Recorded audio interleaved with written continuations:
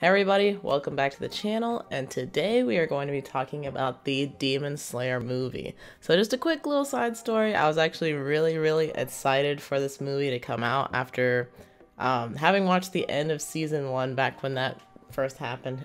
Time is a construct I don't understand anymore, so y'all can look it up.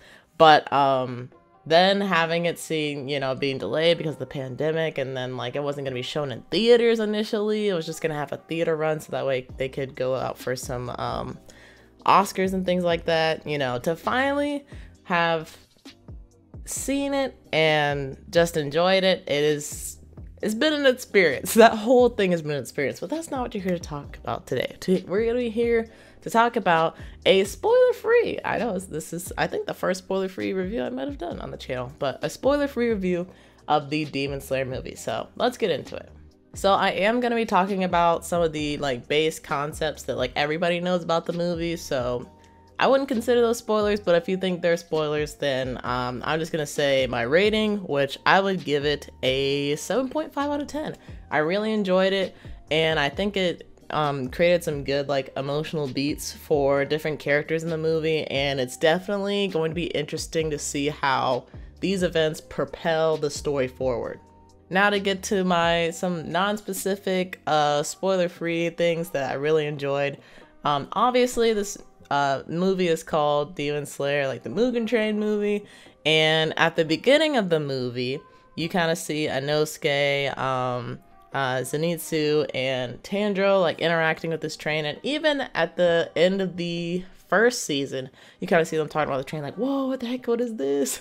This is wild. And Inosuke's like, oh, that's a monster that I must conquer. So I was really I thought that was really funny and fascinating that Inosuke was so fascinated with this machine, and I'm curious to see if other machinery will make its way into the series, or if that's just something that was for the movie and a great way to or a great plot device to literally propel them forward to the next thing.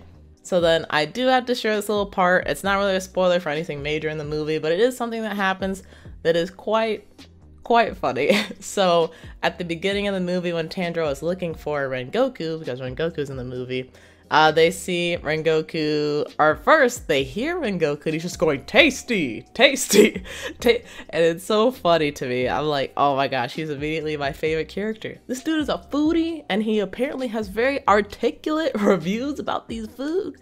That 10 out of 10, great movie. Something else that I thought was interesting about the movie is the way that they don't shy away from doing the anime backgrounds with anime lines, or just a solid colored background with little moving parts. I thought it was interesting they didn't shy away from that. So although it is an anime movie, and sometimes it comes with bigger production budgets and more CGI and things like that, it was still very true to the anime, which is cool to see, because sometimes it can, I don't know, anime movies can kind of feel foreign to the source material just because we have so much more money now. Let's make everything, I don't know, gold or something, something crazy. And I feel like they were very grounded in this, so that was awesome to see as well. A little note I wrote down while watching the movie for the second time, I think this was also revealed in the trailers as well, saying that people were going missing on the train because there were demons on the train. So that was already red flag number 1 for me. The only red flag I really needed to be why are people still even on this train, which they don't really explain, which is interesting now that I think about it, but besides the point. Then in the movie you find out it was actually 40 people that have gone missing, and I'm like, if I heard even 1 or 2 people went missing on a train, I'm gonna have some concerns and probably leave. So it's just interesting that all these events were able to happen, because I know for sure I would not be on the train. So then my next couple notes here is that the animation in this movie is still gorgeous, just like the animation in Demon Slayer is gorgeous. And they definitely had the budget to do more of these action sequences with the special effects and the fire and the water and the lightning and all kinds of stuff, so that was really cool to see. And I also think that when I was first sat down to watch the movie, I kind of got a little bit concerned, oh yeah, this is called Mugen Train, so I guess they're just gonna be on a train the whole time. And I never really thought about having them be stuck in that setting. So something that they do in the movie, which I won't spoil, but they kind of allow the setting to expand a little bit within that train so that you are getting some kind of different landscapes. And I thought that was really a really ingenious way to do it. If you're going to have everything be kind of centered around this train, I think having sections where you're able to like go out and experience something else for a little bit would be beneficial in any kind of scenario. So I really did appreciate that. Overall, I thought this was like a very emotion intensive movie with everything that happens in it, and I am like a person for the dramatics, as many people have told me, so I really did enjoy that part, and I feel like I got to know most of the characters pretty well, which I will talk about in a second, but I feel like I got to know them a little bit more and just really get connected with these characters, which I think is going to help me enjoy the series even more now that I can like really connect with some of these people. So moving on to my really biggest criticism of this movie is that I don't think there's enough development for Zenitsu or Inosuke.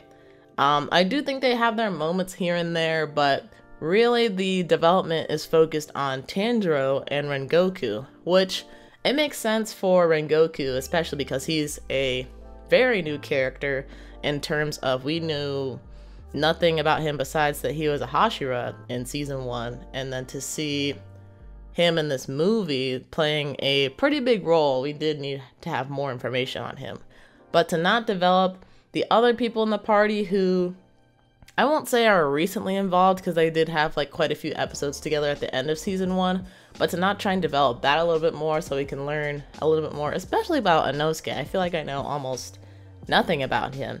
I do think that was a little bit of a detriment, and hopefully they'll be able to fix that in future seasons. I've heard different rumors about stuff that's happening in the manga, although I don't read it. I'm waiting for the next season to come out, so I'm excited for it. So some of my wrapping up notes, one thing that I wrote down was that I noticed Tanjiro kind of stopped collecting the blood vials, I think towards the end of season 1, unless I'm mistaken, and he didn't really collect any in this movie either. So I'm curious as to how that's going to work as far as like the research to trying to get Nezuko to become human again, or what's going to happen with that. And then the other thing that I noted was Tanjiro's scar, because, you know, as Tanjiro develops as a character and as a demon slayer, his scar, at first it got darker, like in the corner of his forehead, and then it just got bigger and bigger. I like pretty soon he's gonna have an abstract art piece on his forehead by the end of the series. I don't know how big it gets. I'm curious to see like what they're gonna do with that. But yeah, that's always something interesting to see, and something I don't think I've seen in any other anime characters yet. So, and lastly, I just want to comment on what Demon Slayer as a series has done for anime in general. So I'm not sure if Demon Slayer is the first anime to have a after its first season they had a movie, and they're also having a freaking video game, which I'm also so hyped for, and I'm like currently training for it on my Twitch channel. So that's been really interesting process, but that's insane to me. Now, granted, I feel like I'm a new-ish anime watcher. Like, I was mainly like a Dragon Ball Z fan until probably maybe 2017 is when I started exploring with different stuff, which I know it sounds pretty late, and it was pretty late, but you know, everybody starts somewhere. So to see that kind of thing happen with an anime like this, like I think maybe the closest thing could be Sword Art Online, because they've had multiple video games, although I don't know the time frame, and I think a couple different movies as far as like newer anime is concerned. So that's been huge. What Demon Slayer's done has been huge just for the anime community in general, and I think for even mangaka who are writing new series and really need studios to try to take the risk on them and to produce something really great and can be phenomenal.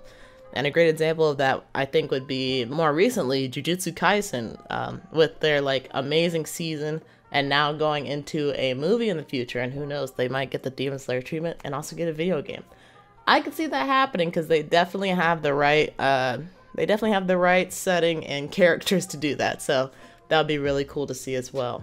But yeah, those are all my thoughts on Mugen Train, with it being pretty spoiler free. Once again, I would give it a 7.5 out of 10, and I would recommend if you enjoy Demon Slayer, or even if you don't know a whole lot about Demon Slayer, I feel like they do a pretty good job of trying to remind people of the information that happened in season 1 while introducing new information. So I feel like you wouldn't be super lost if you didn't watch season 1 but you watched the movie, although there are some things you're not going to get just because you don't have the context. But I think it's a good movie for everybody to try out and really enjoy it, and I can't wait for the second season of Demon Slayer, which will hopefully come out by the end of the year, but I don't know, we'll see.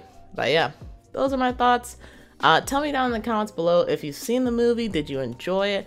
If you haven't seen it, tell me when it's coming out in your area. I'm honestly curious because it's been like a whole different spectrum of timings and things like that all over the world. So when are you gonna get access to Demon Slayer? Are you gonna watch it day 1? Just tell me your whole, oh, and if you've seen it, tell me your experience, whether you watched it in theaters, whether you got it off the PlayStation Store, when it went up accidentally, or I don't know. Just tell me about it. I'm very curious to see. And yeah, I think that's basically it. Just wanted to do a quick video about this since I really enjoyed it and I wanted to tell people about it. And hopefully this will be the start of a great series. So yeah, I hope you all have a nice evening or night, or enjoy it. I'll see you guys in the next video. Peace!